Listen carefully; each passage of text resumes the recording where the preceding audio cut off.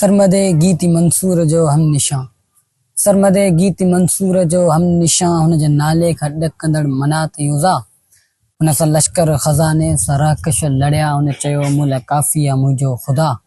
हुन ज़माने जी खोटी रिवायत भॻी हुन चयो माण्हू माण्हू आहे यज़दान ना सिर ख़ुदा जे अॻियां झुके सो झुके ॿियो परस्तश जे लाइक़ को इंसान ना। हुन जे ॾींहंनि में सफ़ेद पगड़ियूं बदल अहल तस्बीब हुआ अहल तक़वा हुआ बुत परस्ती सां अटकण जी जुरत न हुई अहल मनसब हुआ रण जा जोधा हुआ। हिकिड़ो मर्दे कलंदर सफ़ा नातवा जंहिंजी दस्तार फाटल नीरूं हुई जिन जे कपिड़नि ते चतियूं ऐं पेवंद हुआ जान ताननि जी तीरुनि सां सीरूं बि हुई।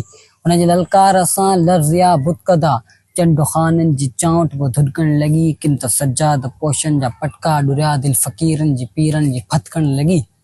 ए मसंदन नशीनो घणो ई थियो हाणे दरगाहूं ऐं तकिया बि ख़ाली करियो तो मलाइक जो मसजूद इंसान अचे हुनजे भेजे में गांजा न आफ़ियूं भरियो।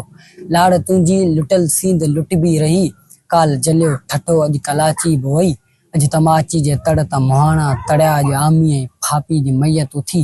ए ज़माना असांजो कबीलो कुठो खूने नाहक जी कंहिंसां शिकायत न आ तुंहिंजी ओछीअ रविश जी न परवाह अथऊं खूने आशिक में लेकिन हरारत न आ मक़तलनि जे भितनि ते पढ़ी थो त पढ़ शहीदनि जे रत जी कहाणी न आ। हिकु बिलावल हो जो घाणे में कटिजी वियो हिकिड़ो सैयद आहे जंहिंजी पुॼाणी न आ।